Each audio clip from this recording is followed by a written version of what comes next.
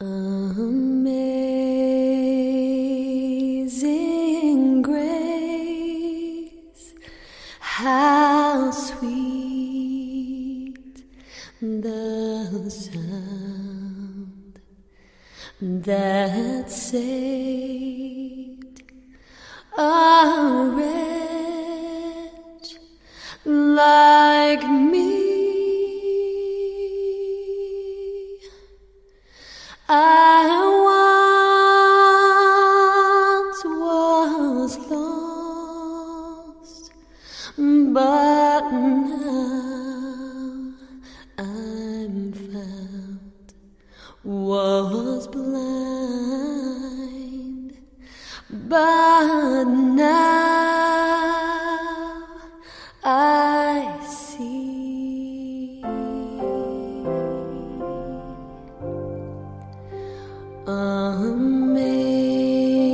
Amazing grace, how sweet the sound that saved a wretch like me.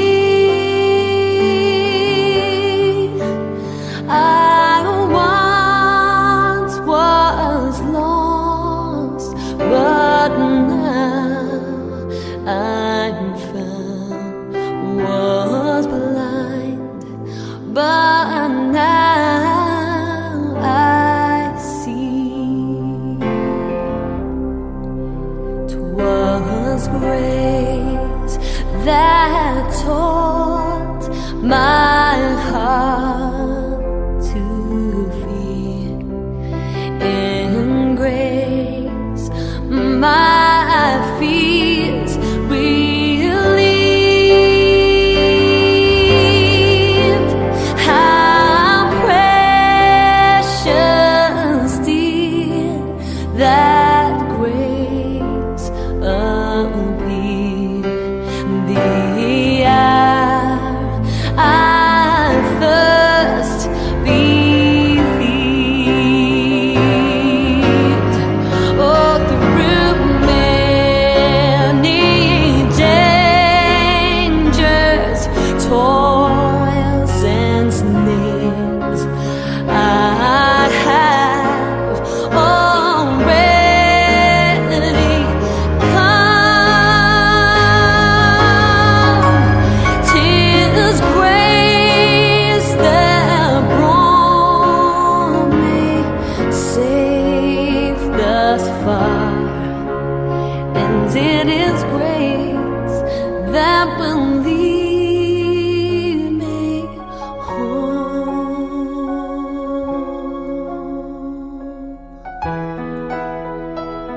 Yeah,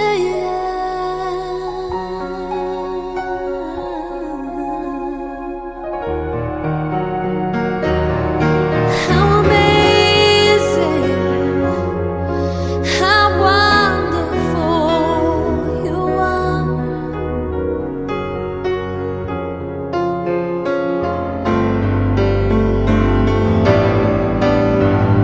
When we've been there 10,000 years, bright shining She is one of a sister that I cannot compare with other sisters. Iba po ang kapatid na ito pagdating sa gawain ng Diyos. Meron akong isang natitiyak. Yun po, tiyak-tiyak. She is very, very happy now where she is. She is a very, very clear example of what a real person, a real photo of a Christian is. She died serving God. Tinoras ko ng tuwa. Ating kailangan na sa pag-iingat ng Panginoon. sa pag-ahalin ng Panginoon, sa pagpapala ng Diyos, sa mga susunod pang bahagi ng inyong buhay ay lumapit sa Diyos. O Diyos, at aming Amang nasa langit, sa oras nito na ilalagak na namin sa Tinora ito sa huling ng buhay. Amin pong ilalapit ito ang mga naiwanan dito sa daigdig na ito ni Ate Nora. Amin pong ilalapit sila upang pagkalooban sila ng kaaliwan sa kanilang mga puso. Mapanatili sa kanila yung pagtitiwala na meron kanyang ipinagkaloob na buhay na pag-asa kay Ate Nora at buhay na pag-asa sa bawat isa. Amin pong mapangahawakan upang hindi lubusan yung amin pong pamimigati. Amin pong dalangin na sa pagkakataong ito na yung presensya ninyo ang mag-alaga at magbantay sa bawat isa upang sa amin pong pagpapatuloy sa amin pong mga gagawin. Hindi lamang dito sa pagdadala sa huling hantungan, kundi pagkaraan mo, meron kaming katiyakan na kami iniingatan at binabantayan ng Panginoon upang pagkaloban kami ng patuloy na lakas, nakakayanan ng mga opportunities upang harapin ang buhay na mayroong buhay na pag-asa. Nilalapit namin sa inyo ang kabuuan ng pamilya, Panginoon, upang kayo po ang mag-ingat at magbantay sa kabuuan ng kanilang pong pamilya. Mapanatili po yung kanilang pakikiisa sa Panginoon. At then, magkakaroon sila ng pagkakaisa sa isa't isa bilang isang buong pamilya na iniwanan ng Tinora. Amin po nilalapit po, Diyos, si Kuya, kayo po yung patuloy pong magkaloob sa kanya ng panibagong pong siglat lakas galing sa Panginoon. Yung pamumunan ninyo at pamamatnukan, samahan niyo po sa Panginoon. Lalo na iniwanan siya ni Tinora na lagi niyang kasama. Pero ngayon, kayo po ang kanya pong maging laging kasama, Panginoon. Na hindi totoo siyang nag-iisa, kundi laging merong kapilit na Panginoon na sasama sa kanyang buhay. Amin po nilalapit ito, Panginoon, na pagka po dumarating yung pagkakataon na magkakaroon ulit ng kapigatian o kaya matinding kalungkutan, dumon o Diyos ang iyong presensya upang magsalita sa kanyang puso na kayo po ay nagkaroon na ng isang magandang panukala kay Ate Nora at sa kanya pong asawa at sa kanya pong mga anak, sa kanya pong in-law, sa kanya pong mga apo. Sa iyo po namin ipinagkakatiwala ang kabuuan ng pamilyang ito sa pangalan ni Jesus. Amen.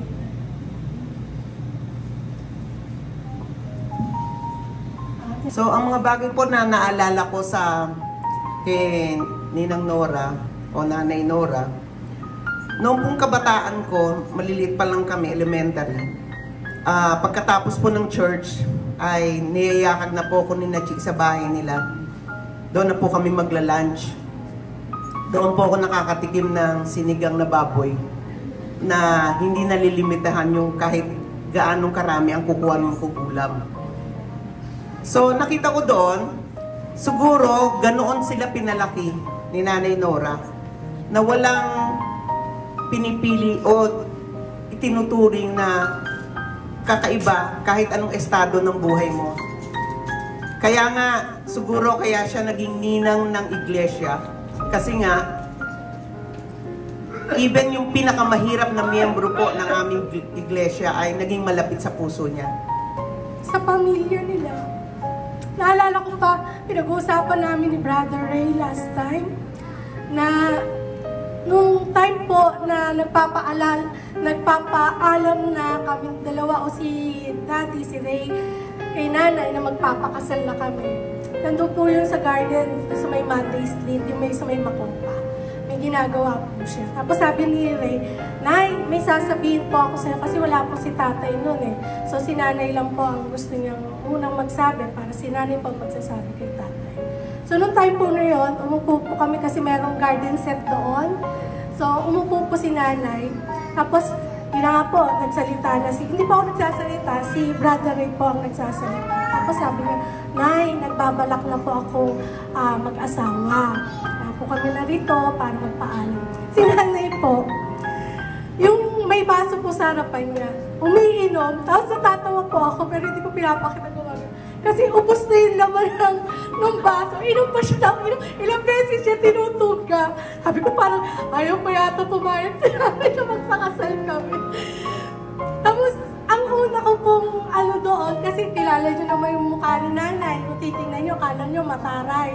Pero hindi, mataray lang po yung mukha niya, pero yung personality niya, napakabait. Marami po nakakilala sa akin sa pangalan ni Chief. Ako po yung pangalawang nanay.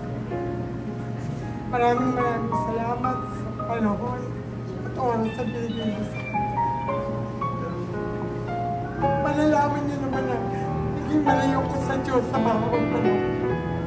Pero pilit ni nanay na talaga nilalapit na ako sa sinasama niya ako sa gawain sa paliparan, pati yung mga outreach niya. May mga pagkakataon na ginagawa niya akong MC, matulong ako sa pagluluto sa kanya sa pagkain ng mga outreach niya. Hanggang sa huli, nandun siya sa akin kasi lagi niya ako, pilit niya ako pinagbabasa ng Bible. Ting makikita niya ako, dadalaw ako sa kanya o magbasa ka ng anak ng Biblia para sa akin. Ganon kasiti ang kanyang pagkaano na mailapit ako sa Diyos muli. During pandemic, lumapit ako sa Diyos through online mass. Sinabi ko sa kanya na hindi man ako nasa PMC, pero nandun ako kay Lord sa ibang iglesia. Doon ako nagkaroon ng pananalig muli sa Panginoon. Kasi alam ko na matutuwa siya. Kasi lagi niya sinasabi sa akin, kahit nasa ang iglesia ka na, basta ang Lord ang laging nasa puso mo. Siya po ay naging prayer warrior ko po sa isang malalang aksidente nangyari sa buhay. Napaka-great niya po talaga sa prayer warrior. Kasi muli nakasama ko kayo. Ganun kasi di ang kanyang pananalangin na ako'y mabigyan ng pangalawang buhay. Praise God for my mother na naging prayer warrior ko po. Sabi nga ni Pastor Salterio, she's a great warrior. Totoo po yan. Kasi sa huli niyang mga sandali, napakalakas po ng kanyang faith sa Lord. Napaka-high po ng kanyang spirit. Gusto niya pong dagdagan at mabuhay para po ano pa rin po siya ng misyon. Sabi nga po niya, dumating po kasi isang pagkakataon bago po siya mawala. Sabi po niya, ayaw siya kunin ni Lord kasi marami pa siyang misyon sa buhay. Marami pa siyang misyon na dapat ayaw pa siyang kuhanin ni Lord. At alam niyo po, nagkaroon din po siya nag-speaking of tongues na rin po siya bago po siya mamatay. Kaya great is thy Lord.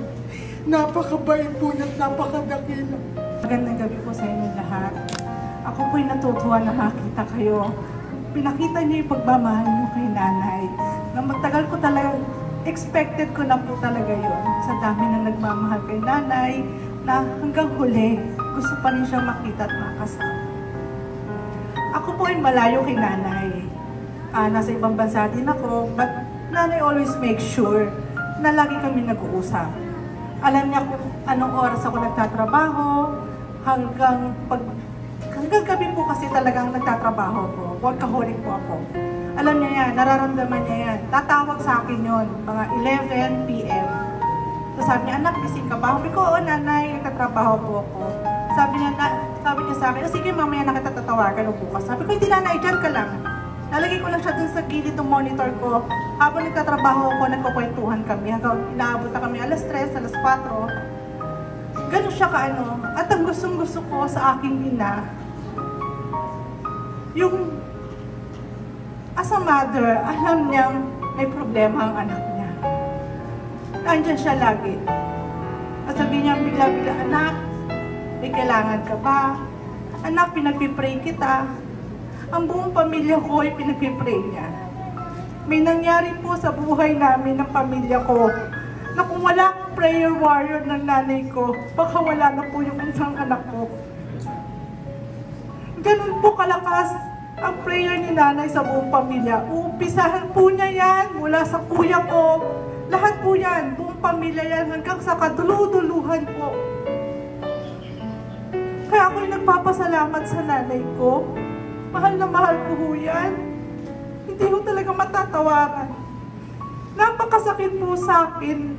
Siya'y nagkasakit na nasa ibang bansa. Nung nalaman ko yung balita na yung kahit gano'ng kapahal ang ticket, umuwi ako. Oras lang mo talaga ang binilang ko.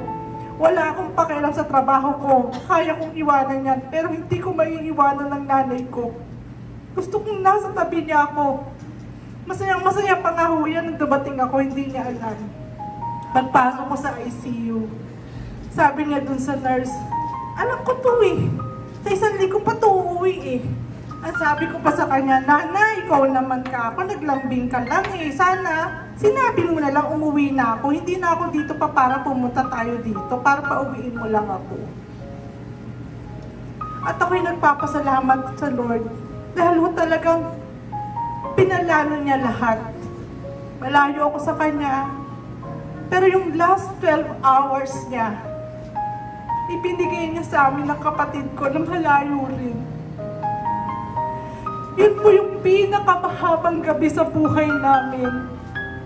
Yung prayer namin kay Lord na, Lord, alam ko, tumakbo na si nanay. Napakaganda ng track record niya. Nandyan na siya sa piling mo. Yung lagi niyang sinasabi na, pag ako napunta sa langit, napakaganda ng bahay ko. Ang bahay ko rito sa maganda na, pero mas maganda ang bahay ko. Ang lalakaran ko ay ginto. Dahil kasama ko na ang Panginoon. Yung punlang ibinigay niya sa mga anak ko, sa mga apo niya, hindi nawawala yan. Nung maliliit pa yung 4, kasi sa 1 taon, biglang 4 naging apo niya. Sunod-sunod po yun. Every night po yun, pag nasa bahay kami sa Bacoor, every weekend po yun. Gagawin niya, tatawagin niya lahat ng apo niya. O mananalangin na tayo, dito tayo sa kwarto. Lahat po yun, iniisa-isa. Tinuturuan niya ang mga apo niya, bata pa lang na manalangin at makilala si Lord. Ganun niya po kamahal ang buong pamilya niya na makakilala na sama-sama kami magkikita sa Panginoon.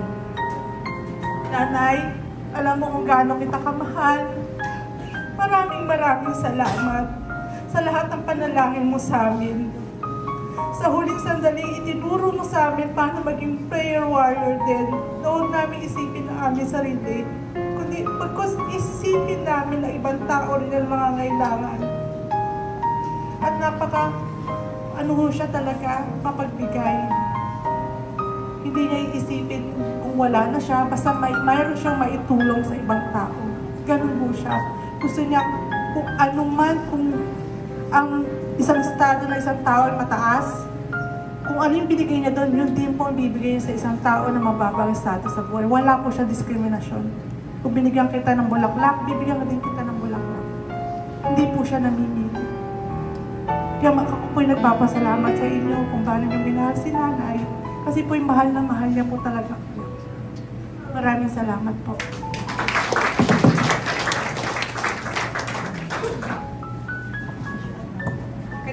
Kaninang umaga pa, nagloloko kami nila Tiami.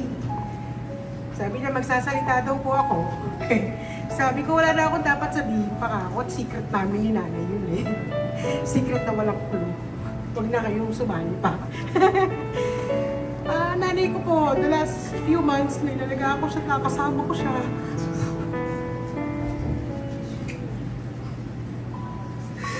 Tutusin niya ako kami ka nasaktan sa lahat na nangyari natapos na to. Kasi sa pag-aalaga ko sa kanya, sa mga paglalambing niya sa akin. Anak, dito ka na lang matulog. Huwag mo akong iwan. Ayoko kasi matulog mag-isa. Anak, patawanin mo naman ako. Sabi ko, nanay, parang clown lang ha. Patawanin ko kayo. Napakahirap po magpakatatag sa harap ng nanay ko na alam kong lumalaban. Lumalaban din ho kaming lahat para sa kanya. Pero nung huling ko na ospital siya, nung nagpaalam siya sa amin ni tatay, sabi ko sa kanya, nanay, bakit naman ganun? Sasama ka na agad kay Lord. Lumalaban pa tayo eh. Usually, pag gano'n, sinasagot sa akin ng nanay ko, oo anak, kasama natin ng Lord lumalaban. Pero after po nung nangyari na yon, nung tinanong ko siya, ang sagot niya sa akin, iba na. Ang sabi niya, anak, iba na kasi ang sitwasyon. Pagod na ako. Hirap na ako. Kaya sabi ko, nanay, wala kaming magagawa. Kung pagod ka na, magpahinga ka na. Yun lang po, mahal na mahal po namin ng nanay namin. Actually, ayoko sana magsalita dito kasi maiiyak ako. Ayaw ng nanay ko. Kaya hindi ako umiyak sa harapan niya. Nagpapakatatag ako. Pero pinagpapasalamat ko po na nagpunta kayo dito ngayon. Binigyan niyo ng oras na makasama ang nanay ko. Maraming salamat po. Nanay, mahal na mahal ka namin. Salamat po sa lahat. Ako yata yung pinaka-iyakin sa lahat. Kasi every time na nadalaw ako sa nanay ko, bago ako may pinipipray ko siya. Tapos naiiyak ako, katext ako ni Benjo, huwag kang iiyak sa harapan ng nanay. Parang hindi maganda para kay nanay. So, nung sabi ko sa kanya, Benjo, hindi na lang ako nadalaw. Kasi nga, I get help myself na hindi iiyak. Sabi ni Benjo, kailan ka nadalaw? Ang ginawa ko po nung ano na siya, na hospital ulit, everyday na po, from clinic sa Dasmariñas, pumupunta ako sa Alabang. Tapos from Alabang, babalik ako ng Dasmariñas. Para lang makita ko si nanay, tsaka makapagtrabaho din sa Dasma. Kwento ko lang po, no, nung April 9, ito sa holiday, nung araw yata ng Katitingan, bumisita ako kay nanay. Umiyak po si Ate Mimi kasi sabi daw sa kanya, ni nanay, sasama na ako kay Jesus. Tapos nag-code blue siya. Takot na takot ako. Kasi never in my life na makita yung loved one mo or lolo-lola mo na nahirapan. Nakita ko sila na hirap na. Tapos nung na-stable siya, dinala siya sa ICU. She lived for a week pa. Pero nung dumalaw ako sa ICU, binino ko siya, Nanay, di ka pa kukunin ni Lord. Holiday, sabi ko sa kanya. Tapos tumawa lang si nanay. Tapos yun na, doon nagsalita, ko na siya ninadalo, ganun. Hindi ko na pahabain kasi mamaya hindi na makulit ito eh. Ano po, ito lang yung mga famous line ni nanay sa aming lahat. Lagi sinasabi niya, God is good. Sabi niya, God will provide. Sabi pa niya, God will make a way. God is with you, anak. And lagi yan pag may sinasabi, to God be the glory, anak. And ito po yung one of her famous line. Pagka mag-share siya sa'yo, are you ready to meet thy God? Ngayon po, kung tatanungin ko si nanay, are you ready to meet thy God? Hey, she will answer yes. I'm ready to meet thy God. Nanay, mahal kita. Wala na tayong messenger calls tuwing Monday. Or kapag nag-drive ako, tinatawagan mo ako. Wala na yun, Nay. Pero I will cherish all special memories na binibigay mo sa amin. Salamat, Nay. You fought a good fight of faith. And there's a time for everything. Sabi mo lagi, there's a time for everything. Eto na, Nanay, yung time. You fight a good fight of faith. And you are ready to meet thy God. Magandang gabi po sa inyong lahat. Ako po yung anak na nag-test ng pagiging prayer warrior ni nanay. Doon na sabi ko na, prayer warrior ka pala. Test natin yan. Pang 13 buhay ko na. So, sa galing ni nanay na pagiging prayer warrior, dito pa ako.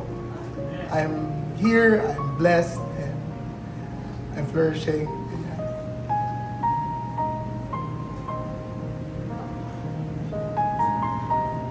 O nga pala, ako yung pangalawang paborito ni nanay. Naiiyak na din po. Naiiyak ako kasi pangalawa lang eh.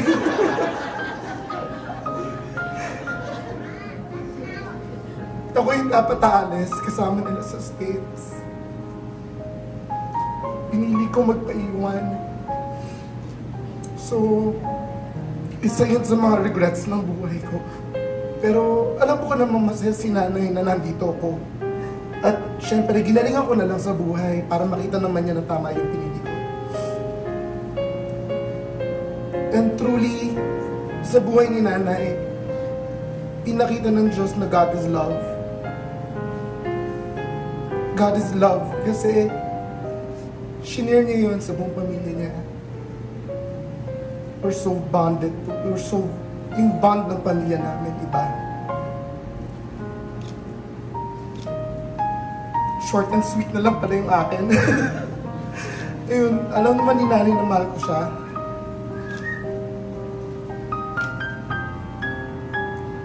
Siguro, uulitin ko na lang yung last message ko kay nanay. Sabi ko, Nay, pag panahon ko na, hintayin mo ako sa gate. Kasi baka hindi ako papasukin. So, nanay, ulitin ko na lang ulit. Ayan, Nay, time ko na. Kasi kung hindi sa gate, baka sa likod yung mababang bakol. Sige, maraming salamat sa inyo lahat.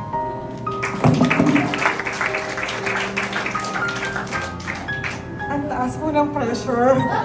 Salamat, Ate Lisa. Ako po ang pinaka-paboritong anak ni nanay sa babae. Kasi po, ako po ang pinaka-maganda. Ang tawag niya po sa akin is Monique, as you all know. Kaso may tawag po talaga siya sa akin. Ang tawag niya po sa akin is Kikay. Ang nanay ko po is, I can actually describe her in a million words, but I'll keep it short and sweet. Ang nanay ko po is selfless, have a very, very big heart, hindi po madamot, at very Christian devoted po. Nalaman ko po yan na ang nanay ko is a very devoted Christian kasi po nasa Amerika po kami. And she's still a part of a very, very Christian family over there. Hindi po madamot ang nanay ko at marami din po siyang mission na ginagawa doon. Marami po siya pinagpipray sa mga taong nakilala niyo doon. Miski po yung crossing guard ng anak ko, papunta pong school. Kinaibigan niya po yon at nag-share po siya ng Word of God. Ganun po kabait ang nanay ko. Nagpapasalamat din po ako sa Lord kasi po, tumawag po ang ate ko during po last week. Ang hiniling ko lang po sa Lord. Alam ko po, medyo malaki po yung hiniling ko sa Lord. Kaso ang hiniling ko po sa Lord is, Lord, bigyan niyo po ako ng kakaunting oras para lang po makasama ko ang anak ko. And true enough, ang Lord po, binigyan ako ng 4 na araw sa nanay ko. Mamimiss ko po yung tumatawag ako sa kanya. At lagi ko sinasabi sa nanay ko is, Nanay, kaya ako late sa trabaho kasi hindi mo ko ginising.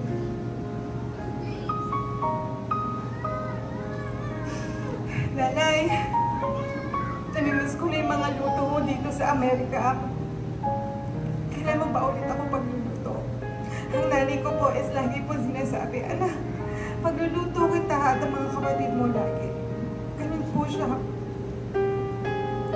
Kaasikaso sa aming buong pamilya.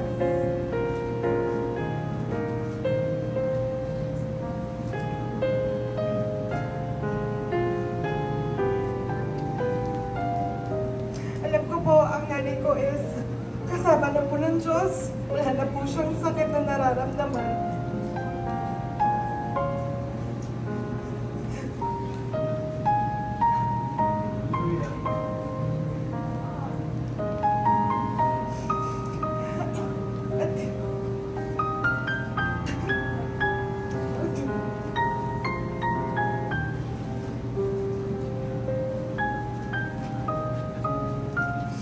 Mamimiss ko po ang nanay ko lagi. Nagpapasalamat po ako sa lahat ng ginawa niya sa amin. Magkakapatid at lalo na po sa akin. Yun lang po.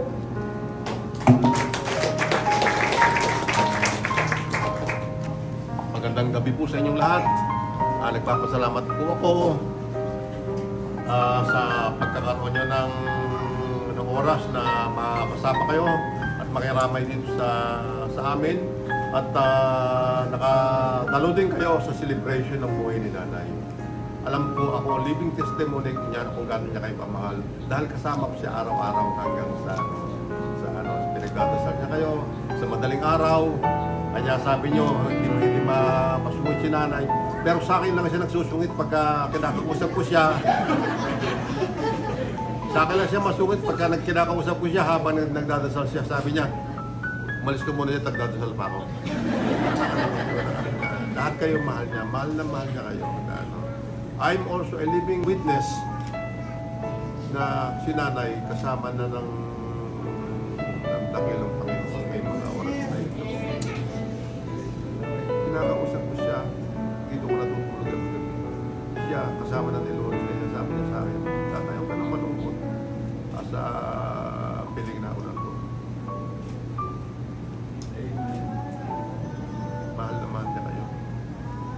Siya ang gumabay sa pamilya ko, nasabi na siguro sa inyo lahat ng pamilya ko kung gano'n siya magmahal. Pinakita rin niya sa akin kung gano'n siya mahal. Mamimiss ko siya, hindi ko malaman kung ano gagawin ko sa buhay ko. Pero masaya na ako dahil tahimik na siya, wala na siyang sakit. Hindi na siya nagsasuffer. At saka kasama na siya ng Lord. Natutuwa ako dahil yung hinihiling niya sa buhay niya, na siya maado na siya sa piling ni Lord, natupad din. Maraming salamat sa inyo.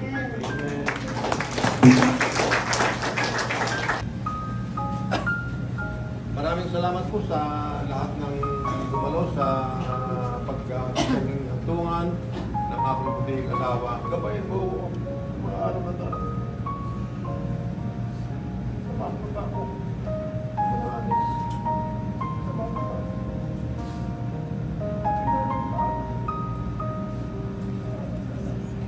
And my spirit, narito po Panginoon, inilalagay namin sa iyo pong mga kamay. Yung kabuuan ni Atenora, inilalapit para sa iyo pong pag-iingat, sa iyo pong pagbabantay, at maging doon sa panahon ng second coming of Christ, yung pagbuhay na maguli sa kanya. Amin po inilalapit o Diyos na yung kanya pong pagbuhay sa iyo pong mga anak, sa iyo pong mga kamay namin, ipinagtatagubilin. Amin po ipinagpapasalamat na sa iyo pong mga kamay, meron po kaming katiyakan sa amin pong hinaharap. Sapagkat kayo nananatiling buhay magpakailan-kailan pa man. At kami naman, meron din pag-asa na mabubuhay din magpakailan-kailan pa man. Kaya nga, sa pagkakataong ito, inilalapit namin sa inyo si Atenora. Yung kanya pong katawan lupa, babalik sa alukog. Pero yung kanyang espiritu, pinagtatagubilin namin sa inyo. At yung kanyang kaluluwa maghihintay doon sa kanyang Panginoon na tagapagligtas. Sa iyo po ang papuring pasasalamat sa haba ng buhay na yung pong pinagkaloob sa kanya. Sa iyo rin namin ipinagpapasalamat yung mga magagandang panahon na hindi pong ipinagkatiwala sa kaya Atenora nung panahon siya nabubuhay. Yung kanyang iniwanan para sa pamilya at sa kanya pong mga kaibigan. Sa iyo po namin ibinibigay lahat-lahat ng ito ang papuring pasasalamat sa pangalan ni Jesus. Amen.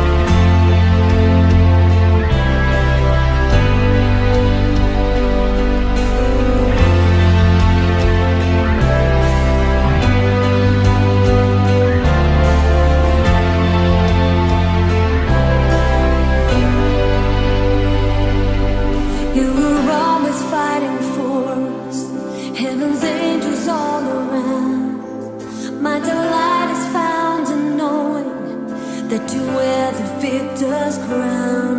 You're my help and my defender.